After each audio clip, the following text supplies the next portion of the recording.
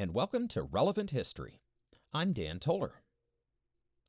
Today's story takes place mostly in May of the year 1945.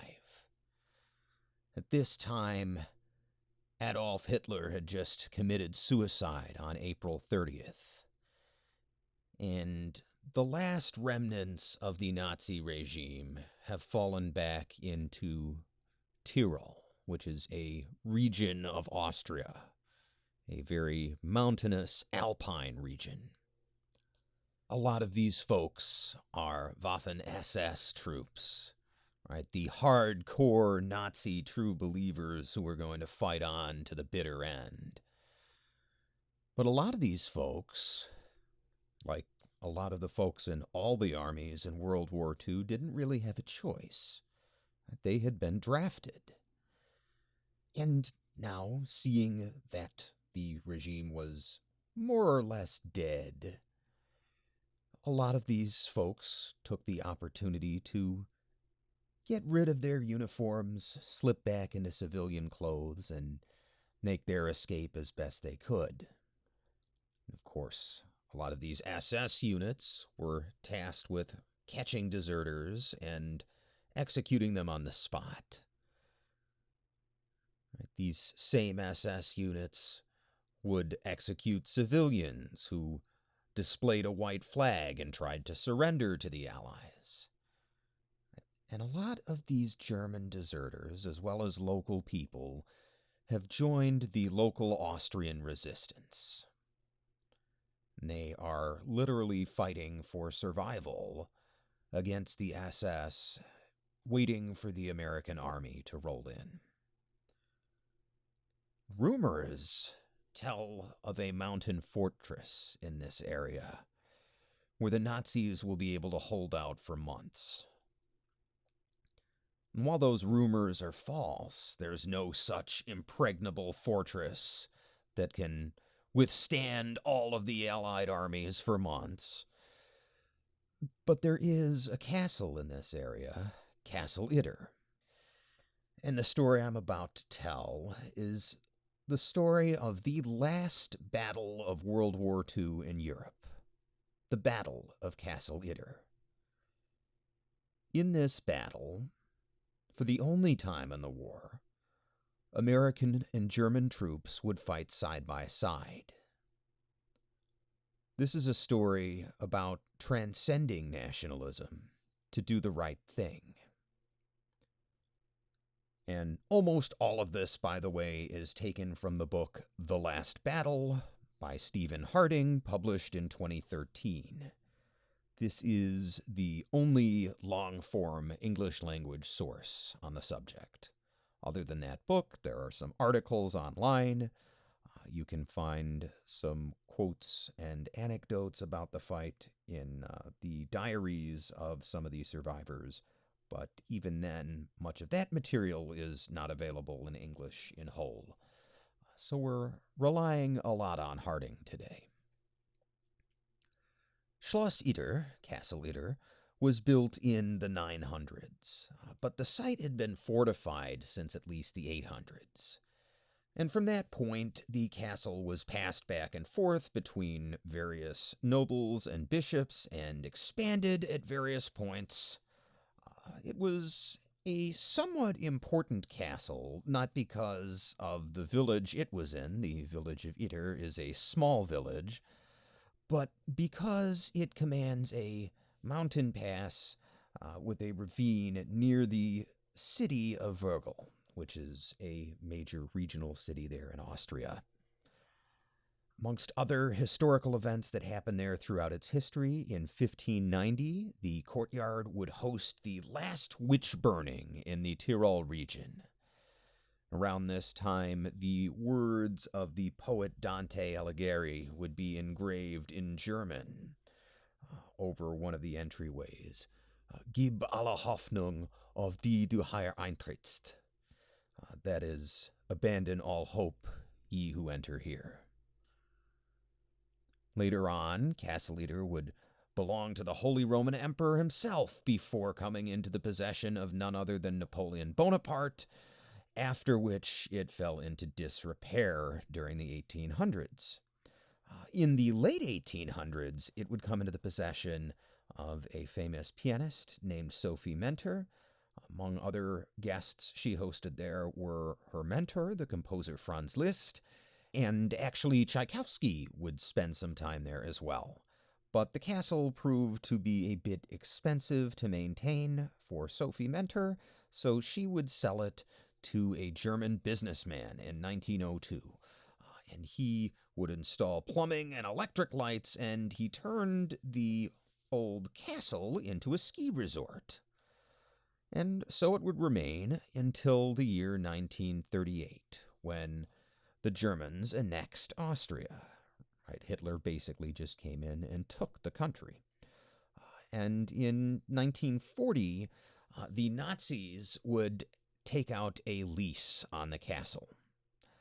And for the next 2 years, it would be used for mysterious purposes. We're not really sure. Probably interrogations.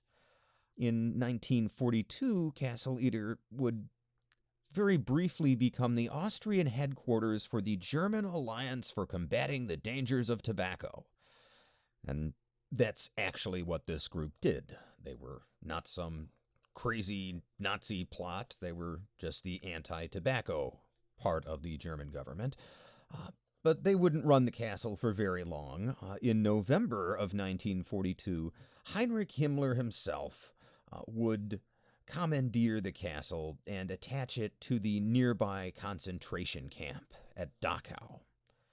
Now, there were different types of German concentration camps. Some were work camps and some were execution camps. And Dachau was an execution camp, right? It was for exterminating Jews and Gypsies and other ethnic minorities and disabled people, and et cetera, the kinds of people the Nazis were killing. But Castle Itter would not be used for that purpose. Himmler had a special use in mind for this castle. It was to become a prison for what the Nazis called honor prisoners. These were foreign VIPs who the Nazis had captured, mostly senior French government officials from before the war. And these people were valuable as hostages. Maybe at some point Hitler could even release them after the war is over just to show what a great guy he is, right? These are not the kind of prisoners you kill, even if you're the Nazis, right? They're too valuable. And for this reason, the honor prisoners can't be kept at Dachau. That is a dark, evil place. They are instead to be kept in relatively decent conditions in comfort. And so, beginning in April of 1943, the castle was once again refitted. Food storage areas are installed in the basements, guard quarters on the first floor, and the upstairs guest rooms, right, from the ski resort days, those are converted into VIP cells. Right, they're comfortable, but they've got bars on the doors and windows, and in case anyone needs to be locked away in isolation, some of them actually have their own separate toilets and showers installed. Now, like many medieval castles, Castle Itter consists of an inner keep and an outer wall with a gatehouse. So, whilst all of these facilities are being installed in the main castle in the inner keep, the walls are reinforced. A couple of machine gun emplacements are built just in case they have to shoot down any escaping prisoners. Floodlights are installed inside to make it harder for anybody to sneak out. And concertina wire is laid out in the surrounding areas. And this is actually a very good place to house prisoners because the castle is difficult to escape. It sits on a steep slope, so there's a sort of steep ground going up on one side and down on the other. Very little area for anyone to hide. And then cutting across the front of the castle, there's a ravine which goes under the single access road, so there's only one way in and out, really. Well, on April 25th, 1943, the job is more or less complete, and the prisoner work crew, right, all the laborers were prisoners from the concentration camp, well, they're moved off to another job.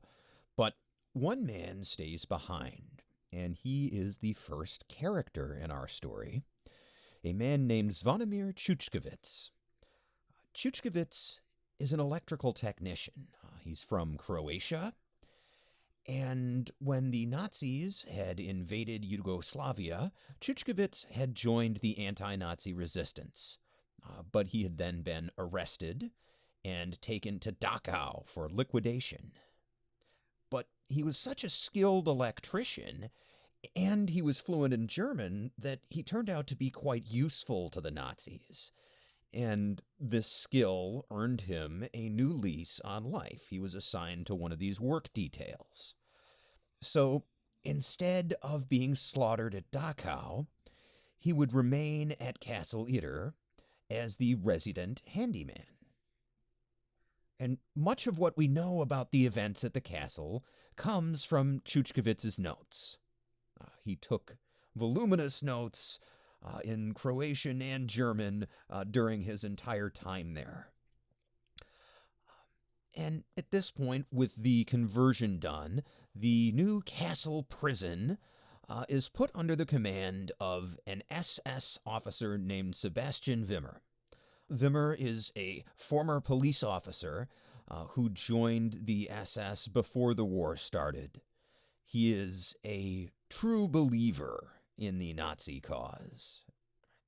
A lot of these guys were just opportunists who were moving up in whatever way they saw that they were able to. From what we could tell, Wimmer appears to have been a true believer.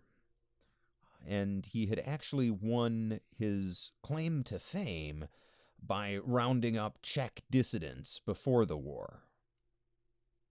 After Germany had annexed the Sudetenland, part of Czechoslovakia, a lot of local non-German people were in the resistance, and Wimmer had been responsible in part for getting rid of those folks. Well, a week later, on May 2nd, 1943, Chuchkevitz is present for the arrival of the first prisoners. And these include three of the most powerful of the early war French leaders. That is, former Prime Minister Edouard Daladier, General Maurice Gamelin, who had been responsible for France's defense in the opening days of the war, and a man named Léon Jouhaux, who was head of France's largest trade union. And over the next few months, additional prisoners would trickle in. Now, I'm not going to name all of them, just the most notable. There's another former prime minister, a man named Paul Reynaud, who is a rival of Daladier's. The two would rarely speak, and if they did, they were usually arguing. There's Michel Clemenceau, a decorated officer and son of the former Prime Minister Georges Clemenceau. There is François Delaroque, who is a French fascist minister who had turned coat and was acting as an Allied spy and got caught. And others are brought in due to their personal connections. These include Charles de Gaulle's sister and brother-in-law. Right? They're not important in their own right, but Charles de Gaulle is still off fighting the Nazis in France, so these are sort of hostages. And there are also younger female companions of Reynaud and Jouhaux. And one of them actually came to the castle voluntarily to be with him. The last notable person who was there was a tennis star named Jean Barotra. Barotra was known as the Bounding Basque. He was a tennis player, held a number of titles in the 1930s, and then when the Vichy regime took over in France, he became the director of the Commission of General Education and Sports under the new regime. Now, Might be asking yourself, why is this collaborationist here in the VIP prisoner camp? Well, he took the job for the Vichy regime, but he was unwilling to cooperate with the Nazis in any way. For instance, he would not exclude Jews from sports, and in protest to the Nazis' segregated sports, he refused to allow French teams to compete with German teams. And of course, this was unacceptable to the Nazis, so he was fired. And then, while attempting to flee France to neutral Spain, he was captured by the Gestapo and arrested. And all of these folks will have small parts to play in the story, but Barotra probably has the largest role of any of these prisoners. And for the time being, the prisoners are treated well. They are allowed to roam the castle during the day. They just have to go back to their cells at night, and they're not allowed to leave the castle without an escort, but even then, sometimes they're allowed to go into town, do a little shopping, with a guard with them, of course. And Wimmer even gifts them some cognac, some very nice cognac, and they're able to drink that in the evenings before going back to bed. So if you're going to be in a Nazi prison, Castle Itter is not a terrible place to be, at least at this time. See, as the war goes on, it becomes obvious to the prisoners that the Germans are losing. And as long as the Germans are doing well, they don't really have to worry, at least not for themselves, certainly for other people and for their countries. But if Germany is losing the war, maybe Hitler is going to decide to take out some of these hostages or use them as bargaining chips. It becomes obvious that the Germans are losing because the material conditions in the castle deteriorate. The electric lights are no longer used. They're replaced by lanterns and candles.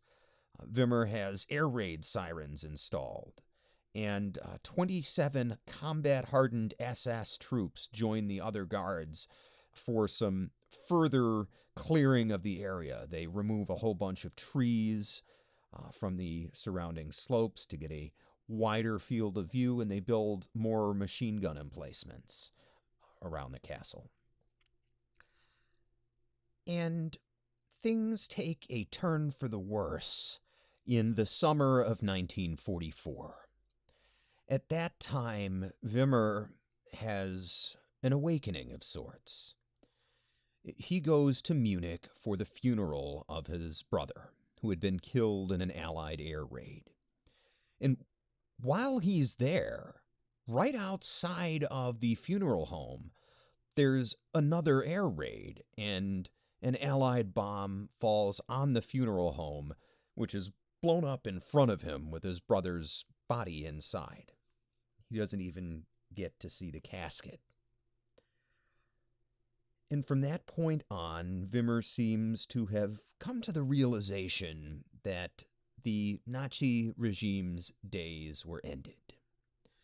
His demeanor changes, and instead of this courteous, if vaguely threatening host, he becomes a very angry drunk. And I'm going to quote now from Harding, describing Wimmer's behavior during this time period. Quote, Schloss Itter's commander increasingly sought to alleviate his demoralization with alcohol, often drinking steadily from morning until late at night. Prisoners and guards alike tried to avoid Wimmer any time after noon. Though he was usually calm for the first few hours after opening a bottle of Asbach Uralt, later in the day his true nature would reveal itself in screaming rages and random violence. While the SS TV officer generally didn't focus his alcohol-fueled anger on his VIP charges, he had no compunctions about tormenting the number prisoners. Those are the other prisoners who were working at the castle but are not VIPs. One of his favorite targets was Zvanko Chuchkovitz. While Wimmer would occasionally treat the Croat handyman with something approaching kindness, his more usual attitude is illustrated by two incidents that occurred during the winter of 1944 through 1945. In the first, Tschutschkewitz was working on Wimmer's staff car in the small courtyard between the castle's front gate and the Schlosshof when the SSTV officer staggered up to him and, without saying a word, punched the Croat in the face. Knowing well that any reaction would only further enrage the drunken Wimmer, Tschutschkewitz said nothing and quickly snapped to attention. The castle's commandant nevertheless hit him again, and was about to punch the Croat a third time when he realized that Maurice Gamelin, out for his daily constitutional, had walked right up behind him. Wimmer saluted the French general, who returned a withering glare and said, "You cannot beat a prisoner," before turning his back and walking away. Wimmer staggered off, muttering to himself, and didn't leave his suite for 2 days. The second incident was potentially more dangerous for Tschutschkewitz. Just after a particularly heavy snowfall, a seriously inebriated Wimmer summoned the Croat to the guardroom and began screaming at him for not repairing a leaking toilet in the commandant's suite. Tschutschkewitz tried to explain that he'd ordered the necessary rubber washer from the supply depot at Dachau, but it hadn't yet arrived. Wimmer shrieked that he wasn't interested in excuses and ordered the Croat to spend the next 2 nights shoveling snow in the rear courtyard from 6 p.m. until 6 a.m. Had it not been for the occasional help provided by the 2 SS enlisted men who'd been tasked to watch him, their assistance most probably an attempt to curry favor as Germany spiraled ever closer to defeat, Tschutschkewitz might well have died of exhaustion or exposure. Wimmer's outbursts increased in both frequency and virulence as the Allied armies got closer to Schloss Itter. Fortunately for Tschutschkewitz, one of the worst wasn't aimed at him.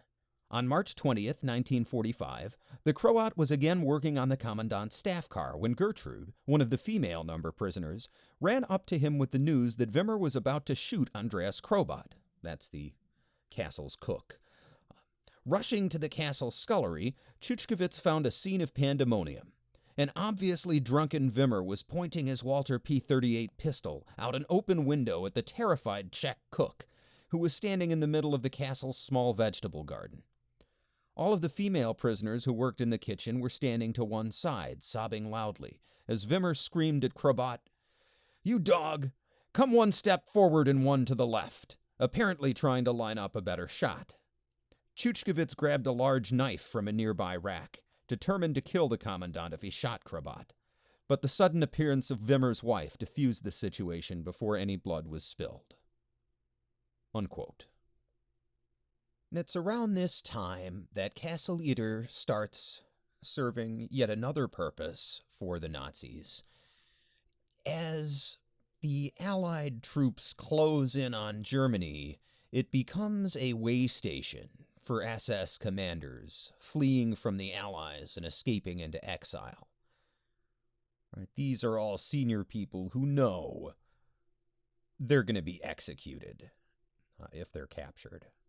And perhaps the most notable of these particular visitors is SS Lieutenant Colonel Wilhelm Edward Itter, the commandant of the Dachau concentration camp. On April 30th, 1945, the same day that Hitler decided to eat a bullet, Itter orders the death of 2,000 prisoners before fleeing Dachau to Castle Itter to try and get out of the country. But by now it's too late. The area is surrounded, and on May 2nd, 2 days later, Itter takes his own life by shooting himself first in the heart and then again behind his ear when the first shot did not kill him quickly enough. This event shakes the prisoners to their core. Right, Wimmer, the commandant of Castle Itter, is already drunk and unstable, and it's obvious that any day now, Allied troops are going to arrive. It occurs to some of the prisoners that the Allied troops probably don't know that Castle Itter is there and that it's a prison with a bunch of VIP prisoners, and if they can get a message out, their chances of being rescued are much better. So the very next day after Itter's suicide, the French prisoners managed to pull Tschutschkewitz to the side and they ask him if he can carry a message to nearby American troops to ask for rescue. Chuchkevitz at this point is treated sort of like a prison trustee almost. He's allowed to come and go, even without being under guard. He's trusted. So he makes an excuse to Wimmer that he has to ride his bicycle down into Virgil. Right, that's the nearby larger city near Castle Itter, that he has to ride down into Virgil to buy a few electrical parts to make some repairs.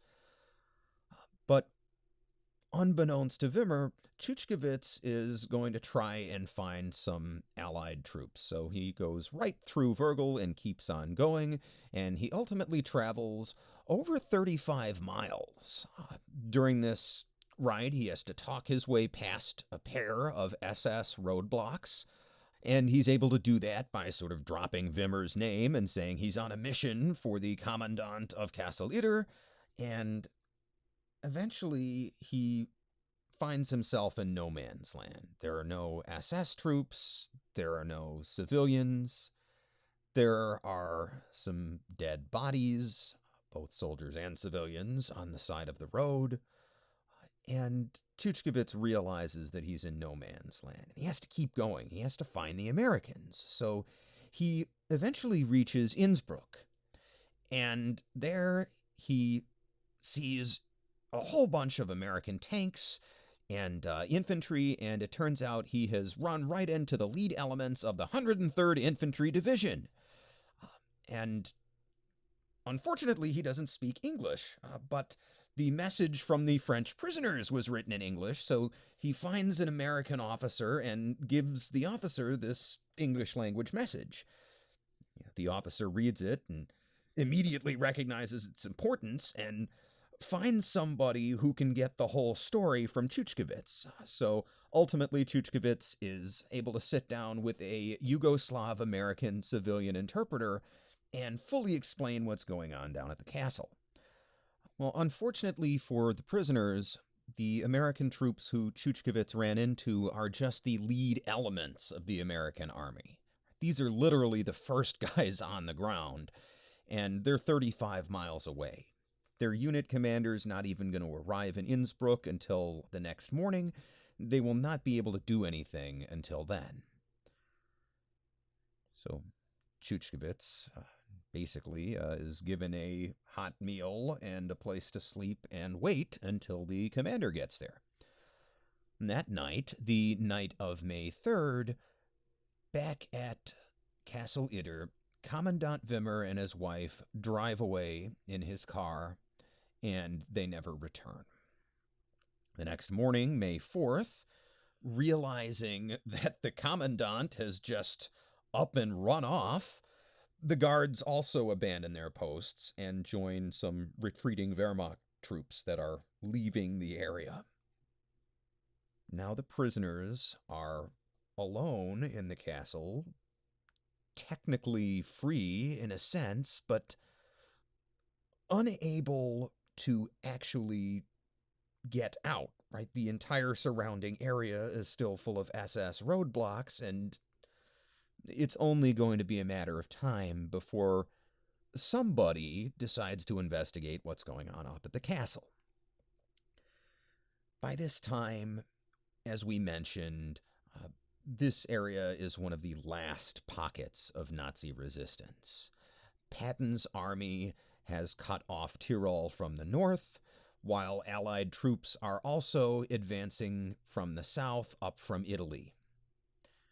And we mentioned that the German defenders were fighting not just Allied troops, but also the Austrian resistance. What is going on with that resistance? Well, the Austrian resistance was unable to get international help for a long time. And the reason for this was that Austria did not have a government in exile. Right? For instance, the French and Polish had governments in exile. There was someone in Great Britain with whom a resistance group could communicate and coordinate, right? You saw the French resistance step up their efforts big time right before the D-Day invasion, right? That was coordinated. The Austrian resistance didn't have that kind of contact, right? They had been peacefully annexed prior to World War II, so they weren't even able to make contact with the major Allied governments until December of 1944. That's fairly late in the game. They have not been able to get any weapons from the Allies, but now the Nazi regime is so weak that even the Austrian resistance is able to flex some muscle. Right? They can't do much actual fighting. The few real weapons they get come from sympathetic Austrian soldiers who are deserting. Mostly what they have are like hunting rifles and birding shotguns. But the resistance in Virgil in particular, right, this city near Castle Itter, gets help from an unexpected source. And that is a man named Joseph Sepp Gangl. Sepp is his nickname. And Sepp Gangl was a model German officer. Early in the war, he served as an artillery lieutenant in the invasion of Belgium and the Netherlands, and he performed well enough that he was made an instructor with a training battalion. And from there, when the Germans invaded Russia in Operation Barbarossa, he went and served on that front, and he won the Iron Cross. He actually won it twice. The first time he won it because his unit's accurate fire saved a German infantry regiment from being overrun by Soviet troops. There's unfortunately no record of why he won the second Iron Cross. But after that, Gangl was ultimately reassigned to an experimental rocket artillery regiment, which served first in Russia and then was moved to the Normandy coast in preparation for the D-Day invasion. Right? The Germans didn't know exactly when or exactly where the Allies were going to land, but they expected an invasion of France sometime that summer. Not only did Gangl fight in the Normandy invasion, but he fought again in the Ardennes offensive, which we Americans know as the Battle of the Bulge. By March 1945, Gangl had been promoted to major, and he was given command of his own brigade. But this late in the war, the German military units in reality were nothing like their hypothetical paper strength. In this case, the brigade consisted of a single rocket battery. And within a couple of months, right, by the beginning of May, Gangl's brigade had slipped into Tyrol with other retreating German troops. But by now, Gangl had become disillusioned.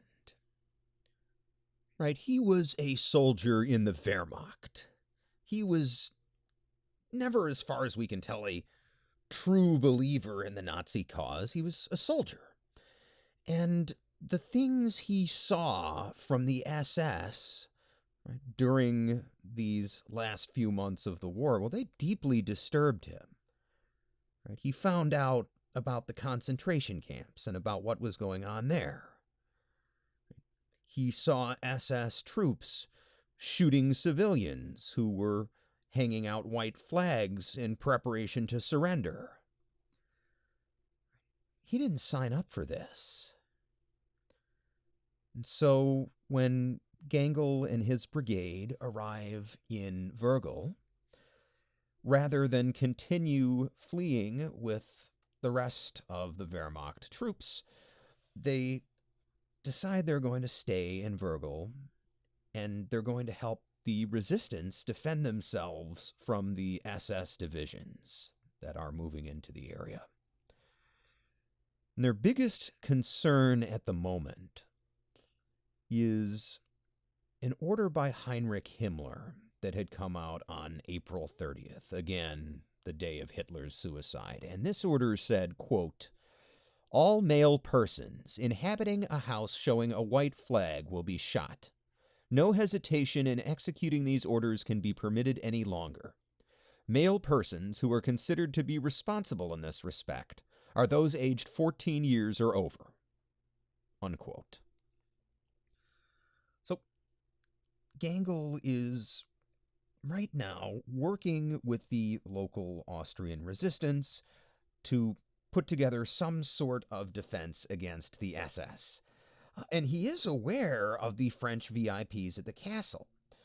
But as far as he knows, their commandant is still there, and he has some time, right? He can go recover them covertly after the local civilians in Virgil have been protected. But at 11 a.m. on May 4th, a man on a bicycle rides into Virgil. This man is a man named Andreas Krobot, the Czech cook from Castle Itter. Right, it's been a whole day now, and nobody's heard from Chuchkevitz, so the prisoners had asked Krobot to go out from the castle and seek help, and the first person he runs into is Gangl. He tells Gangl that the prisoners are in imminent danger from SS troops. Right, the SS are in the area now. They're sweeping the roads for deserters now. As a matter of fact, Krobot had to sneak past some on his way to Virgil. But sooner or later, those patrols are going to notice the big empty castle with no commandant and no guards. Technically, there is a commandant now, actually. See, Wimmer left the castle in command of an SS captain named Kurt Siegfried Schrader. Now, Schrader is an interesting character. He lives in Itter village, actually, just right outside the castle, so he was a logical person to take over. But early in the war, he had participated in some of the atrocities in Eastern Europe. Since then, though, his wife has had 2 children. He has also been badly injured in the war. And he has become disillusioned with the Third Reich. All he wants to do now is protect his family. He's managed to go on leave because he's legitimately disabled from his war injuries. He walks with a cane, and he lives in Itter village, and over the past year, he's actually spent some time at the castle, visiting not just with Commandant Wimmer, but also with the prisoners. He's even been so bold as to talk politics with them and openly criticize the Nazi regime. So he has the prisoners' trust, as well as at least being someone who can appeal to the hardcore Nazis in the area. But even his rank is not going to be enough to stop the SS from taking the castle if they want it, if they decide they're going to make a stand there against the Americans, right? The prisoners have also armed themselves. When the German troops left, a lot of them left their weapons, and the armory is quite full. So the prisoners are at least able to put up some kind of defense, but they won't be able to stand up to any kind of SS assault, right? These are mostly a bunch of old men and women. The prisoners have also taken measures to protect themselves from any Allied air attacks. They have hung a giant French tricolor flag on the inside walls of the castle, so surrounding SS patrols can't see it, but any Allied bombers coming overhead will see a giant French flag and hopefully not drop any bombs there. But that's about all the prisoners have been able to do. They can't even really go out into Itter village because there's some SS guys hanging around there. So, fearing the worst, that Chuchkevitz had been killed by some patrols, they had sent Krobot out for help. Now, Gangl finds himself in an impossible situation, right? He has taken it upon himself to defend the civilians in the city of Virgil, and he can't do that and simultaneously defend Castle Itter. Right? Even now, there's an SS platoon in another neighborhood in the city raiding a resistance weapons cache and threatening to shoot some women who just happen to be in the area. Right? So Gangl decides that as the de facto military commander for Virgil, his best choice is to go and surrender to the Americans. And rather than send out another civilian on a bicycle, he decides that he's going to go do this himself in person. So he and one of his enlisted men, they take a Kubelwagen, which is basically a German jeep, and they sneak across the front lines. They manage to get past the SS, and when they feel that they're getting close to the Americans, they hang a white flag from the antenna on the Kubelwagen and enter the village of Kufstein. Now, the village is apparently deserted until they round a corner and find themselves literally face to face with 4 American M4 Sherman tanks. Well, here are the Americans. Gangl immediately offers his personal surrender to the tank company commander, a man named Captain Jack Lee. And Gangl also delivers another one of these English language letters that the prisoners have written asking for help.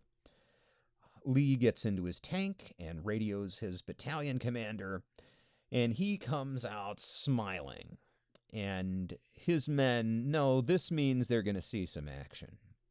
See, Jack Lee is an old school cavalryman. He loves a good fight. He is a hard-drinking, hard-fighting Nebraska boy who's already been in several of the major battles coming across Europe, and here in these final days of the war, he's glad he gets to have one more fight. Now, we should mention here that some of his men are disappointed at this. Nobody wants to be the last person to die in the war, and they had been digging in, preparing defensive positions, and rumor has it that the Germans are going to surrender within the day anyway. So a lot of these guys are already drinking and celebrating the imminent Allied victory. But Lee has received permission from his battalion commander to proceed as he sees fit. But this is, after all, a German officer he is dealing with. What if this is some kind of trick? So rather than put his entire unit in jeopardy, Lee takes a bold move. He tells Gangl that he's going to come along with one of his own enlisted guys in the Kubelwagen, and they're going to go reconnoiter the castle together.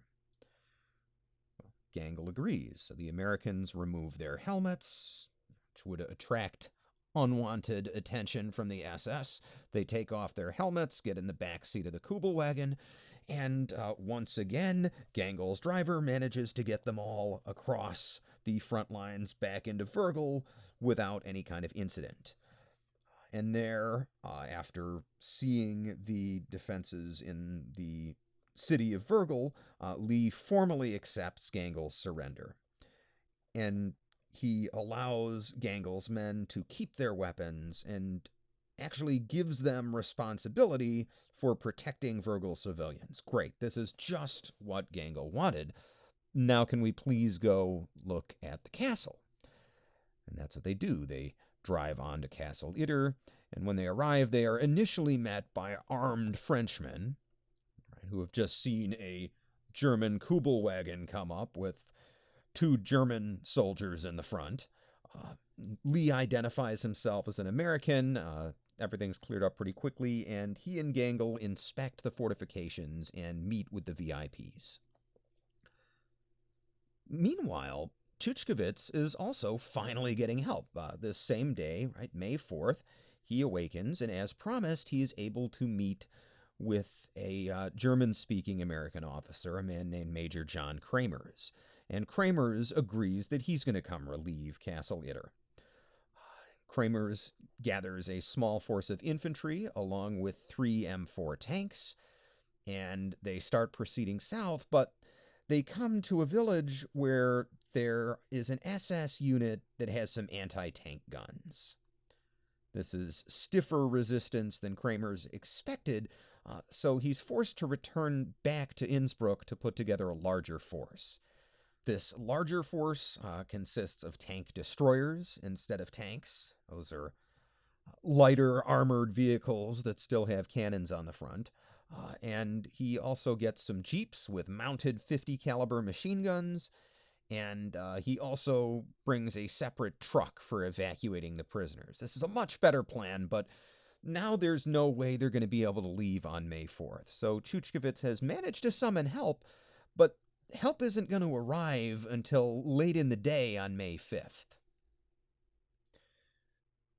Anyway, returning to Jack Lee and Sepp Gangl on the afternoon of May 4th, even as Kramer's force is being forced to turn back, they return from Castle Itter to Kufstein to collect Lee's men and his tanks. But unfortunately, control of the area has already been turned over to another division. Most of Lee's men aren't even there anymore, and Lee needs to meet with their commander to explain the situation and round up more troops, and ultimately he's able to take 2 of his original M4 tanks.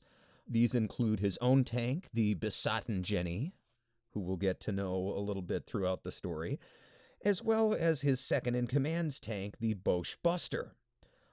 And as this force is being assembled, along with some infantry and 5 other tanks, white stars are painted on Gangl's Kubelwagen to let everybody know that it's actually on the Allied side now. And this force then proceeds back towards Castle Itter to reinforce the defenders until the rest of the Allied army can come in.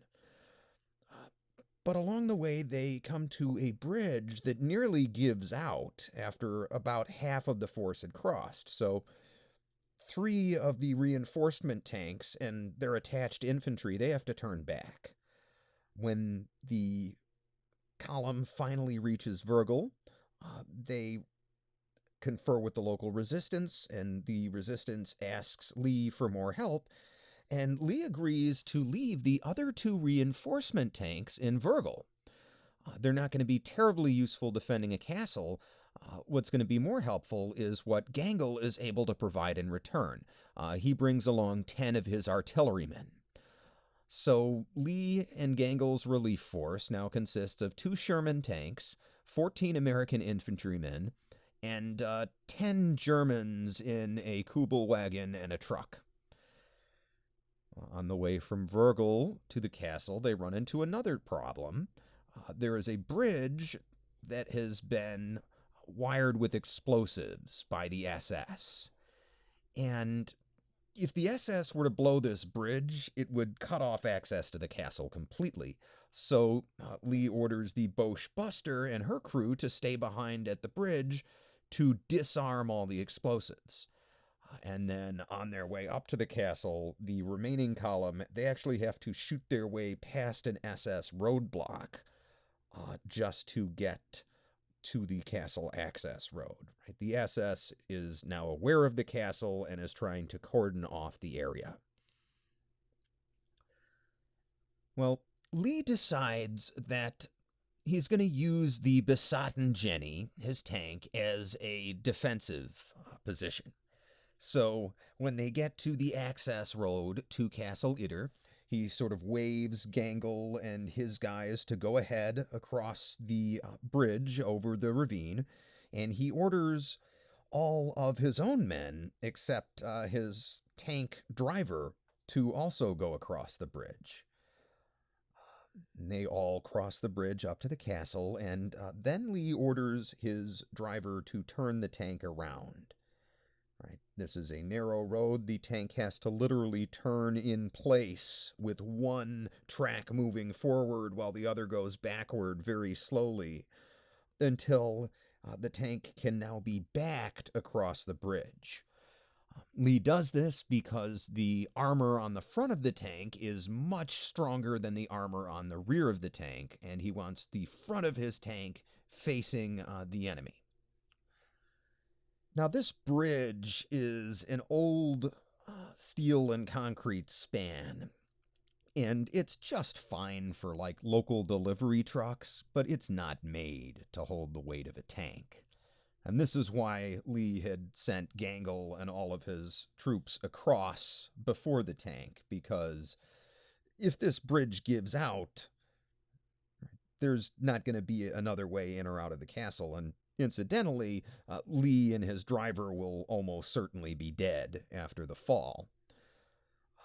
The bridge starts to buckle as they're driving across. Some of the spans, the individual steel supports, do not hold up. Chunks of concrete break off and fall into the ravine, but amazingly, the bridge holds, and Lee is able to have his driver back the besotten Jenny right up into the castle's gatehouse. Jack Lee hops out of his tank, and he meets with Kurt Schrader, right, that SS officer with the cane, who has rounded up about a dozen Germans around Itter village and established some rudimentary defenses. He's basically got some guys on lookout in the top of the keep, and he does not have good news. Right. SS troops, including at least 2 anti-tank guns, are already moving in from all sides. There is an assault coming, almost certainly imminently. At hearing this news, Lee immediately orders the VIPs to get into the basement for their own protection. Some of the men protest. Right? Remember, some of them are generals, and almost all of them had served in World War I. They protest, but Lee reminds them that he's in command and that they're important people, and it's their duty to stay alive to help post-war France. And once he's talked them down and they're all down in the basement, safe, Lee, Gangl, and Schrader confer and come up with a plan of defense. The castle is safe on 3 sides due to sitting on a relatively steep slope. Those sides are very easily defended, but it's exposed at the front, obviously, right where the access road is. And Lee realizes that he's actually made a little bit of a mistake by backing the besotten Jenny all the way up into the gatehouse.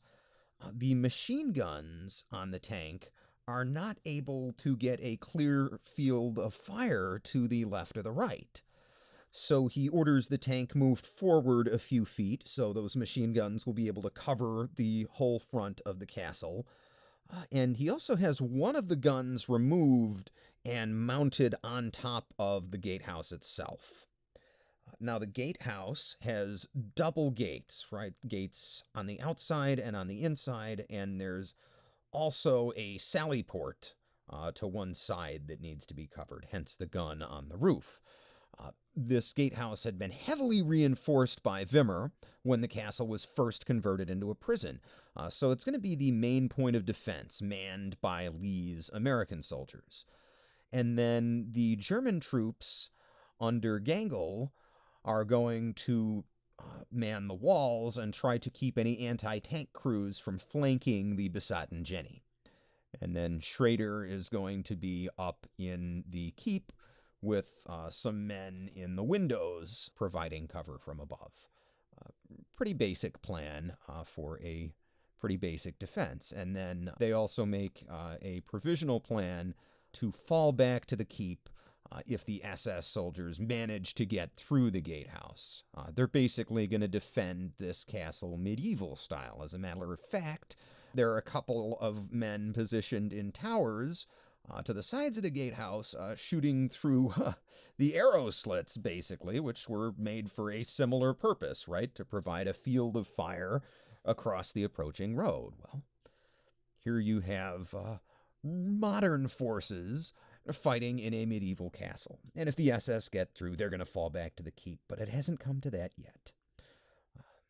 After this conference and coming up with this plan, Lee tries to get some rest.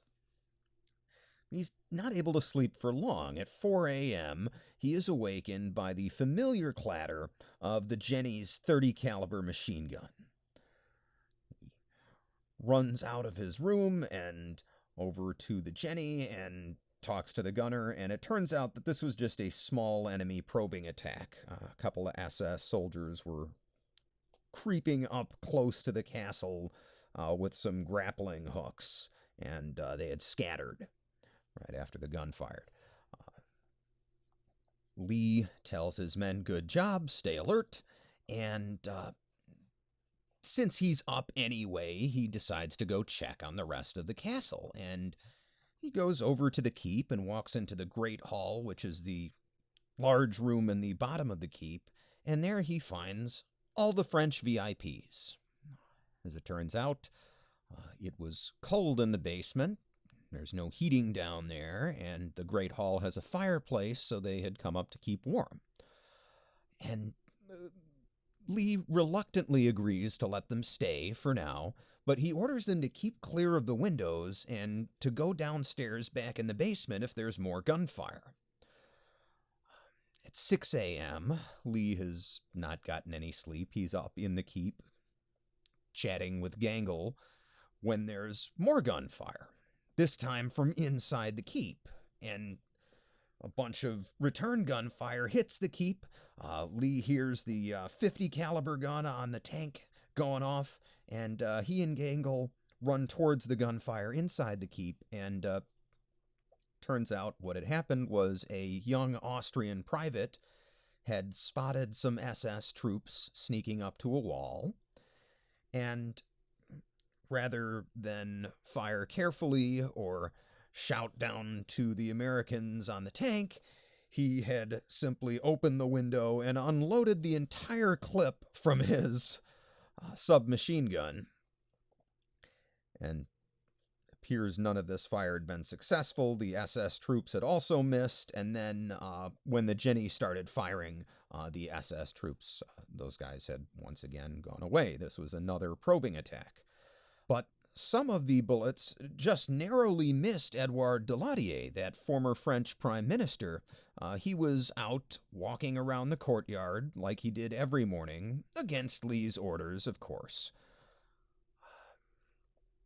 For now, the castle is once again safe, but these were just probing attacks. This small defense force cannot sustain a prolonged attack by all of the SS at once. And meanwhile, help is slow in coming on this morning of May 5th. There are some troops following in Lee's path towards Virgil. These are troops under the command of Lieutenant Colonel Marvin Coyle.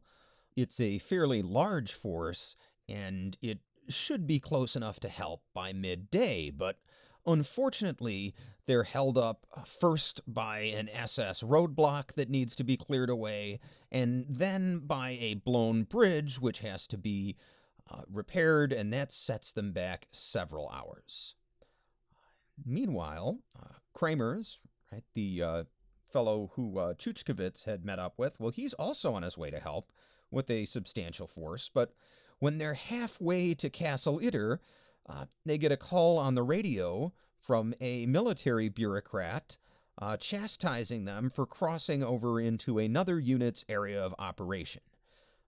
Basically, they were messing around in somebody else's backyard, and this isn't quite the bureaucratic nonsense it sounds like. There's a reason troops have assigned areas of operation. Right? If you see a column moving in the distance and it's not one of your guys, you know it's the enemy. If you have different units crossing back and forth, you can get friendly fire. The military commanders don't want that here in the final days of the war, especially, but Kramers understands how important it is that these VIPs are protected and evacuated. So he returns most of his troops as he's ordered, but he himself continues towards Itter in a jeep with one other American and a French liaison officer, plus Chuchkovitz and two journalists who are following in another jeep. And all this group has for weapons are 3 submachine guns and 3 Colt 45 pistols. That is not exactly what they mean when they say the cavalry is coming. Back at the castle, shortly after 8 a.m., disaster strikes. A German soldier deserts the defenders. He throws a rope over the wall, shimmies down, and runs off across the ravine and into the village to join the SS. He knows exactly how many men, weapons, and ammunition the defenders have. He knows how they're deployed, and he knows their plans. And worse, while the Americans had shot at him and missed, none of the Germans in the castle even fired at him while he was running. Lee is angry. He and Gangl have a private conversation. We don't know what was said, but we do know that Gangl came out and talked to his own men afterwards and sternly reminded them that their best hope of surviving the war was to stick with the Allies from here on out. Shortly after this soldier defected, the SS deploy a pair of anti-tank guns on the opposing ridge, and infantry also begin deploying en masse near the village. As it turns out, this is an extermination mission from the SS High Command. If the Nazis can't win the war, they're going to take all their hostages out with them. Realizing that the assault is going to happen at any minute, Lee mentions in passing that they could call for help if only the Jenny's radio wasn't broken. He has a technician in the tank trying to fix the radio, but for now he can't talk to the other Americans. And Schrader overhears him and says, well, why don't we just use the telephone? See, as it turns out, there is a telephone in the commandant's suite connected to the city of Virgil. And they're able to call Virgil and get a hold of the resistance leader there, a man named August Mayer.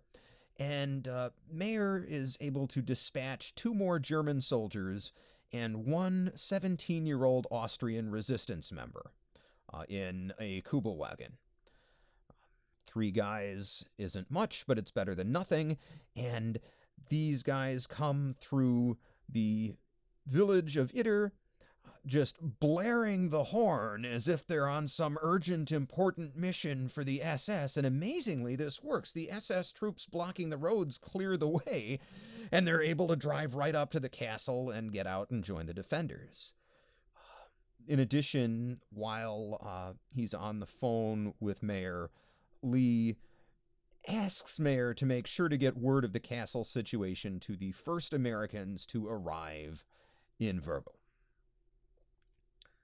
Well, almost as soon as the 3 new defenders can deploy on the wall, the SS 88mm gun opens up. That's the big anti-tank gun. And it blows a hole in the side of the keep, actually destroys the room where Clemenceau had been staying. So Lee's decision to have the VIPs stay down in the basement looks particularly wise at this point.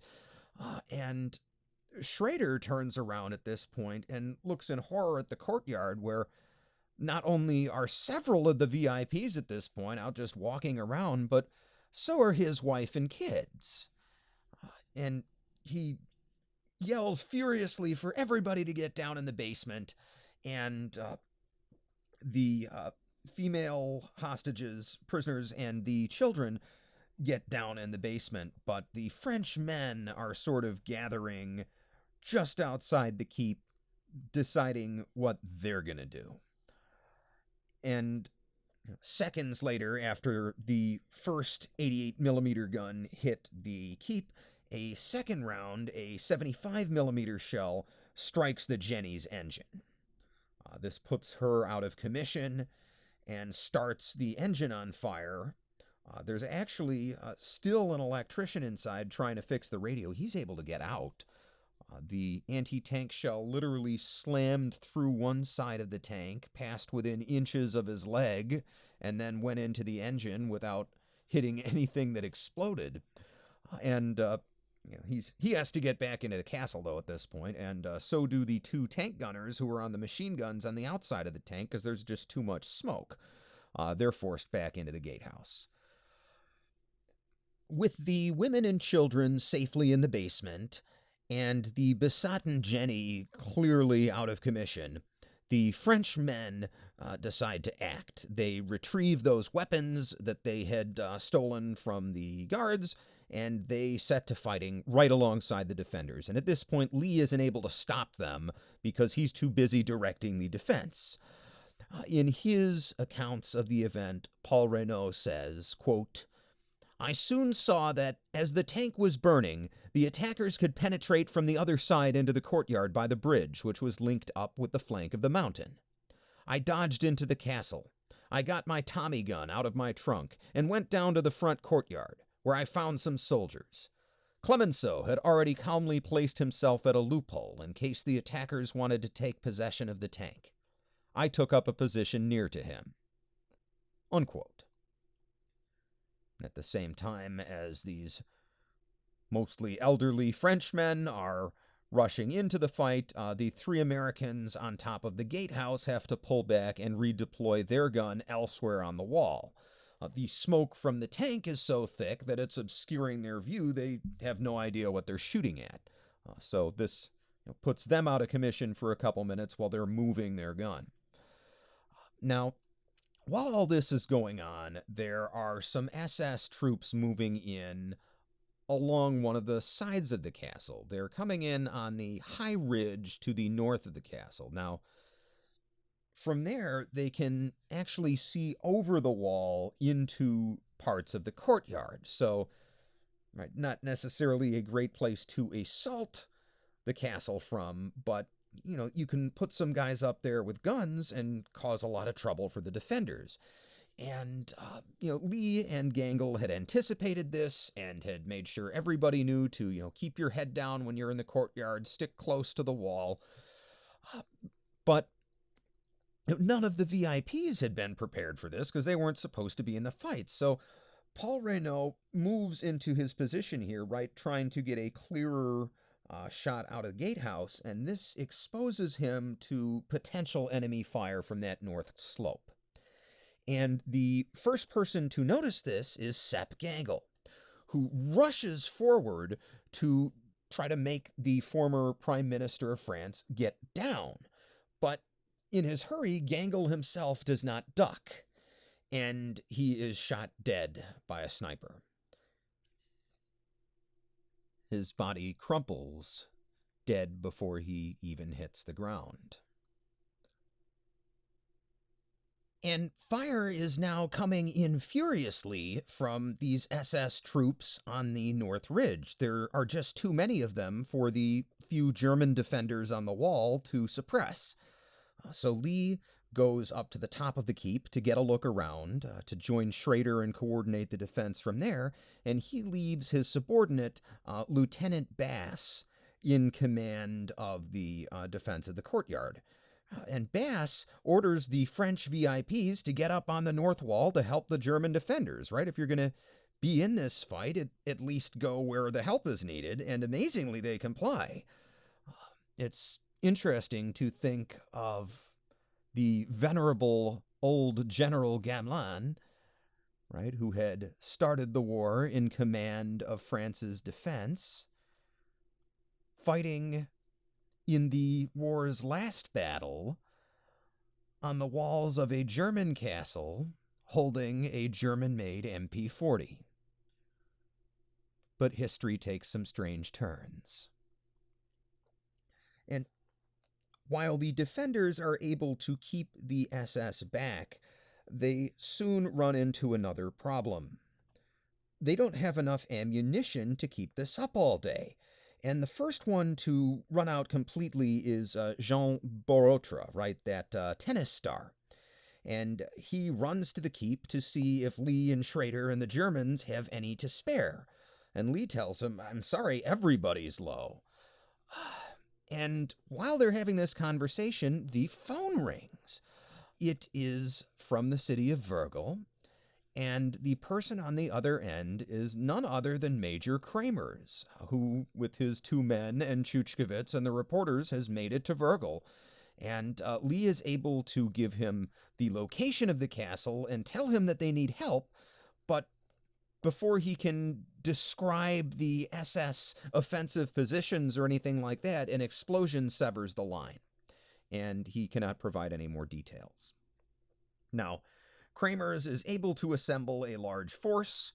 It's under the overall command of Lieutenant Colonel Coyle, right? That other guy who had been following in Lee's footsteps to Virgil. Well, he has arrived around the same time as Kramers. And they are also joined by the crew of Bosch Buster, Lee's second tank, who are eager to rejoin their commander. Now, this force will, at this time, have to fight its way through a SS assault force, right? This is a large group of SS that have massed around the castle, somewhere around 200 men. And without any knowledge of how the SS are deployed, they're going to have to move forward cautiously. Lee knows this, the defenders know this, and Barotra, who's in the room during this whole conversation, well, he knows this.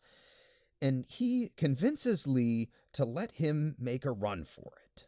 Right? He's going to jump out of the castle and try and get through the SS assault force and make contact with the Americans and give them the details they need to get to the castle quickly. He's athletic. He's made previous escape attempts, so he has some knowledge of the surrounding terrain. He says, look, I can do this. And Lee, out of options, agrees. So Barotra dresses up in some rags and grabs a walking stick and a sleeping bag so he looks like a Austrian refugee. He slips over the wall, goes down through the ravine. When he comes up from the ravine on the road on the other side, he encounters a couple of SS troops who think he's just exactly what he looks like, this refugee, and they ignore him. And as soon as they are out of sight, he starts running towards Virgil and continues running until he runs right into the Americans. And when they see him, the Americans are also fooled by the disguise. They think he's an Austrian refugee, but he is immediately recognized by a French-Canadian war correspondent who is with the American troops. That man, a man named René Levesque, who himself would go on to become the Premier of Quebec, he tells the American officers who this guy is, and Barotra is able to give them very detailed information about all the SS positions along the way, which helps to speed the relief effort along. Well, by now, things are starting to get desperate in the castle. Lee has pulled his men and the French prisoners back into the keep with the rest of the Germans, and 2 of Gangl's men have been badly wounded and are out of the fight, and pretty much everyone has virtually no ammunition left. Right? The VIPs are no longer fighting. Any ammo is being used by the professional soldiers. And those soldiers are shooting out of windows and picking their targets as an SS squad forms up on the access road near the gate with a Panzerfaust, a rocket-propelled explosive, planning to blast through it. And Edouard Deladier writes of his experience hiding out in one of these bedrooms in the keep. He says, quote, "2 of the German soldiers who had come with Gangl had taken up positions with their rifles resting on the windowsills. They pointed out groups of SS soldiers firing at the castle from a few hundred yards away, near the little electric plant on the edge of the forest. The 2 soldiers returned the fire, and I took advantage of a moment of calm to exchange a few words with our defenders. They told me in German that they were Polish. When I told them I was French, one of them started shaking my hand while the other pulled a bottle out of his coat and offered it to me. It was a bottle of Fernet Branca. Where the devil did he get that? I drank a bit. It was really bad. Then he laughed and told me Hitler was kaput. Unquote.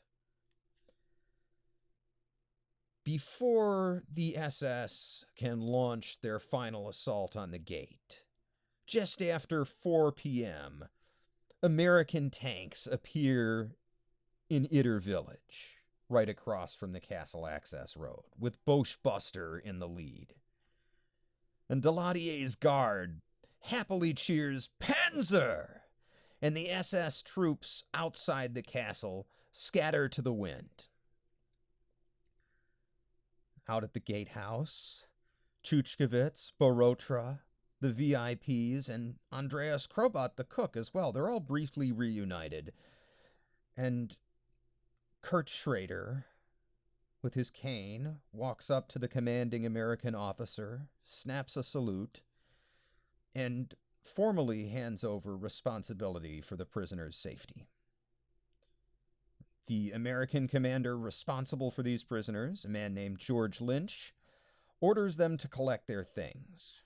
The area is still not safe, and they need to be evacuated to the 103rd Infantry Division headquarters in occupied Germany before being finally returned to France.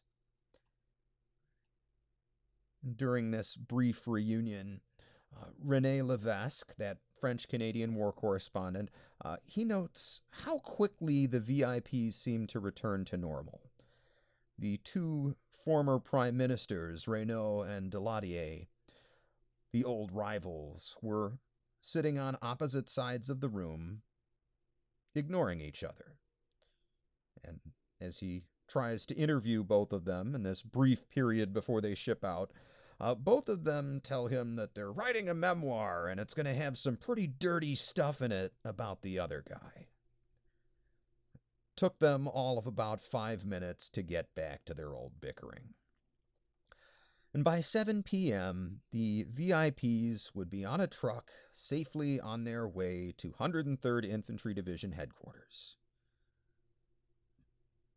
2 days later, on May 7th, 1945, Admiral Karl Dönitz would officially sign Germany's unconditional surrender.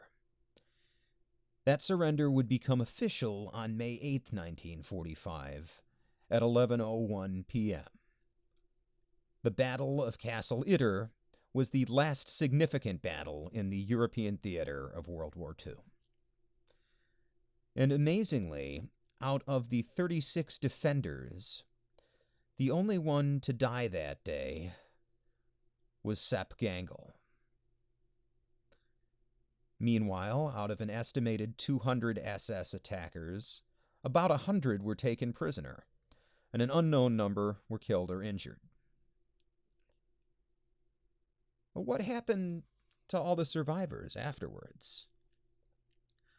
Well, Borotra, upon his return to France, would face threats of being tried as a collaborationist. But he was ultimately never brought up on charges, and his public image recovered. He would compete in seniors tournaments well into his 90s. Kramers would personally take Krobot and the other Eastern European prisoners to a United Nations camp for displaced persons, from whence they can go home. Their fates are unknown. We do not have any record of what happened to Andreas Krobot the cook, or Gertrude, or any of the other prisoners from Eastern Europe. We do know what happened to Chuchkevitz, though. See, the VIPs are moved out in such a rush that they end up leaving a lot of personal items behind, and Kramers asks for a volunteer to take all of that stuff to Paris to return to them, and Chuchkevitz immediately volunteers. So he gets to take a trip to Paris and hang out there for a couple of weeks before being repatriated to his native Yugoslavia. There, he would start an electrical contracting business in the city of Belgrade, and he would work there until his death in 1984. During this time, he would compile his notes into a report on the Battle of Castle Itter, as well as what happened there before the battle, and he delivered this report to the French and the West German governments. These reports would ultimately form the basis for a book about the battle as well. Unfortunately, neither the notes nor the book are available in English, so we are left with other people's versions of what Chuchkowicz had to say. Castle Itter itself would briefly be used as a provisional Allied headquarters for the Tyrol region of Austria before being returned to the Austrian government after the war. As for Captain Lee and his subordinate, Lieutenant Bass, both would be awarded the Silver Star for bravery. But Lee's life would take a dark turn after the battle. Upon returning to the United States, Lee would spend a few years playing semi-pro football, but he never made it into the major leagues and ultimately became a bartender. And as well as being a bartender, he enjoyed imbibing, just as he had as a young man. His drinking would cost him 3 subsequent marriages. Ultimately, it would take his life. Without a war to keep him busy, at the age of 54, Captain Jack Lee would die of asphyxiation due to alcohol poisoning in the year 1973. Finally, what happened to the German officers at that battle? How has history treated each of their choices in the final years and days of World War II? Well, Sebastian Wimmer, the drunken, violent commander, would not manage to escape from the area. After taking off with his wife in his car, he would be captured by the Allies and imprisoned by the French. Ironically, he would be kept in a medieval castle. Now, he had committed some war crimes in Poland at the beginning of the war, as well as during his time at Dachau, but nonetheless, he was released in the year 1949 due to intercession from some of the VIPs. Apparently, they were grateful that he did not take any of their lives. But Wimmer's heavy drinking never subsided. Maybe it was guilt from his war crimes. Maybe it was despair and disillusionment that the Nazi movement to which he had dedicated himself had not only failed, but destroyed his country. Shortly after his release from prison, his wife would leave him, and in 1951 he would move back in with his father.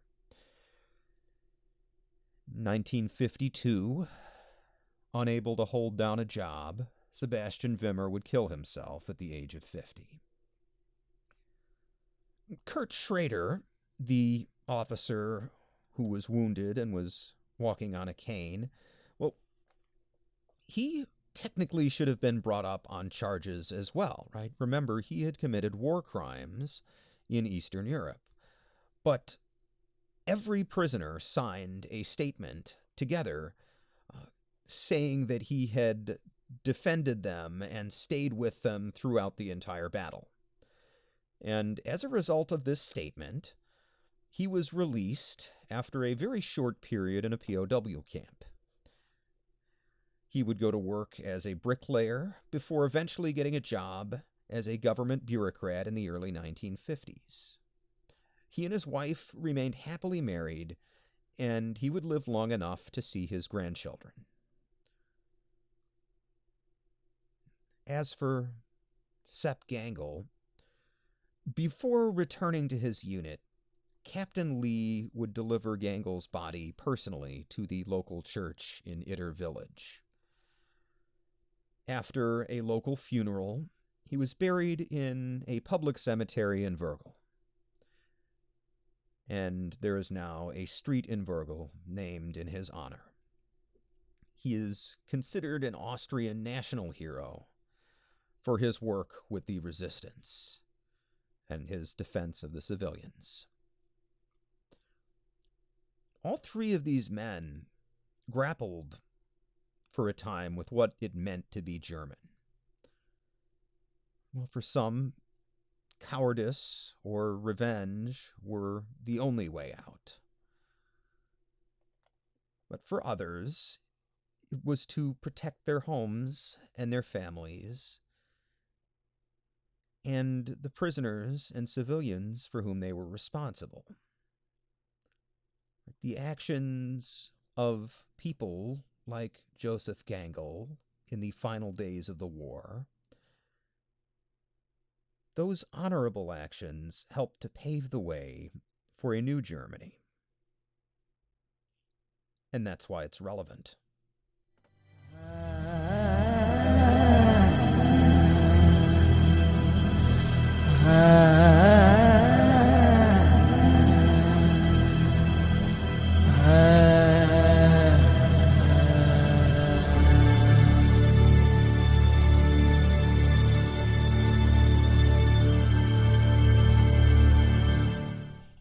Thanks for sticking around, folks. As promised, after this particular episode, I do have a special message, and that message is that I am launching a Patreon account. That's right, if you love relevant history, you can support my podcast by sending me a few bucks every month. Now, right now, I don't have any tiers set up. I don't have any special rewards. I'm hoping for somebody to send me a message saying, hey, here's what I'd like.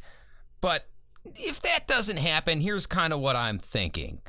Anybody who starts by subscribing at $5, whenever I do introduce tiers, you'll get a free upgrade to whatever the next tier is. So say all patrons get access to some kind of special chat, which I haven't developed yet, but say that happens.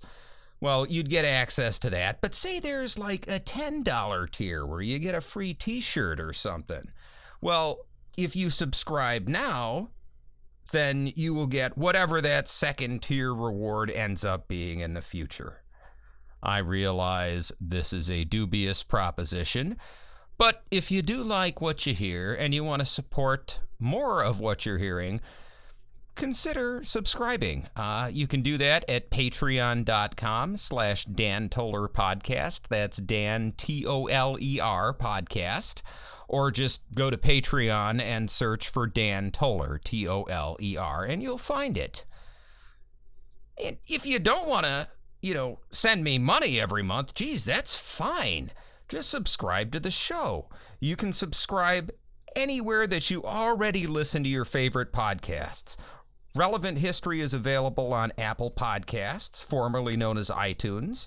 It's also available on Google Podcasts, Spotify, iHeartRadio, Pandora, Deezer, Stitcher, Audible, Player FM, and several others which I'm sure I have forgotten to mention.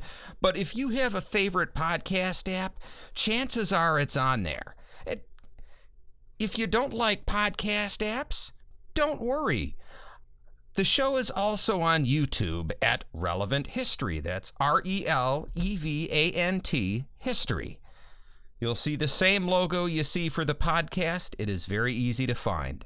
And, if you have any ideas or thoughts about the show or criticism, or you have a suggestion for a future topic, why not shoot me a line? You can reach me on Twitter at Dan Toller Podcast. That's Dan, Toler Podcast. Or alternatively, you could find me on Facebook at, guess what? Dan Toller. Not Dan Toller Podcast. It's just Dan Toller on Facebook. And if you just want to get everything straight from the horse's mouth, go on to dantollerpodcast.com. That's Dan, Toler podcast.com. And you'll see all my episodes, all my subscription links, and my blog, which may or may not get updated eventually at some point in the future. Finally, I can also be reached at Dan Toller Podcast. That's Dan, Toler podcast @gmail.com. Always happy to hear from you, and thanks for listening.